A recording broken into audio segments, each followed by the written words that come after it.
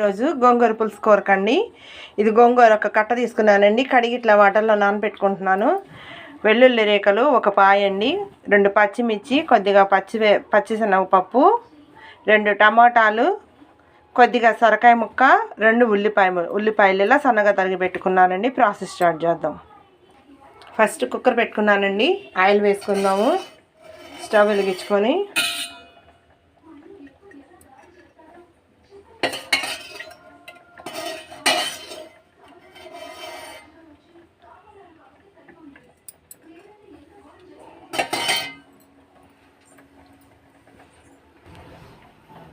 Oil heat ఎక్కిందండి. పోపు దినుసులు వేసుకుందాం. First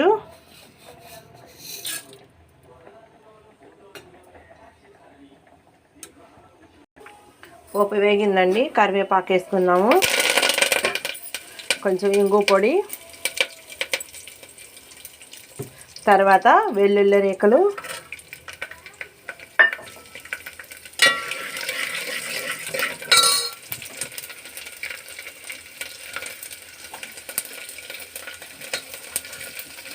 తర్వాత ఉల్లిపాయలండి,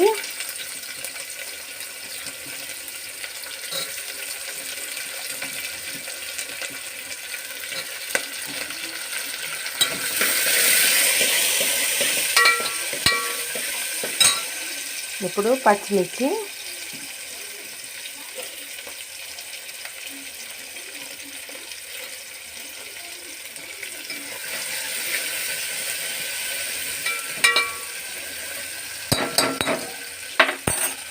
ఫైనల్గా ఈ టమాటాలు, సొరకాయ, పచ్చిపప్పు అన్నీ వేసేసుకున్నామండి.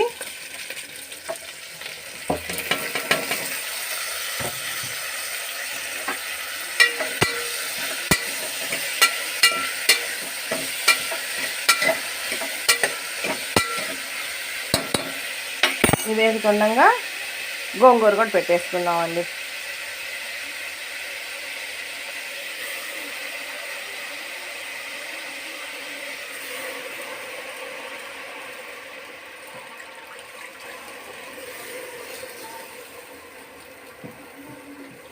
ఒక కట్ట గోంగూర తీసుకున్నానండి. దానికి సరిపడా వేస్తున్నాను.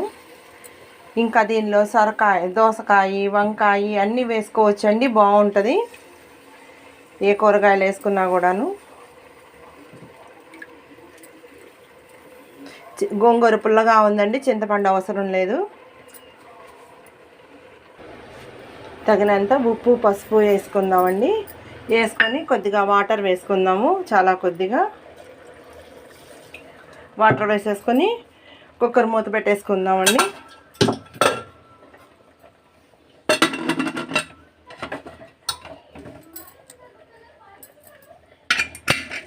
టూ విజిల్స్ వచ్చే వరకు ఉడకనిద్దామండి.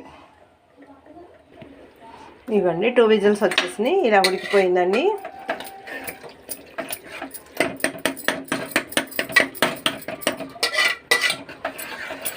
స్టవ్ వెలిగించుకొని ఒక 3 మినిట్స్ పాటు కుక్ చేసుకుందామండి. కొంచెం వాటర్ ఇంకిపోయిద్ది. పోపు పెట్టేసుకున్న అన్నీ అయిపోయినాయి. కారం ఒకటి వేసుకుంటే అయిపోయిద్దండి. తగినంత కారం వేసుకుందామండి. మీ కారానికి టేస్ట్కి తగ్గట్టుగా. ఇది గోంగూర పులుపు కాబట్టి కొద్దిగా ఎక్కువే పట్టిద్దండి కారం, ఉప్పు.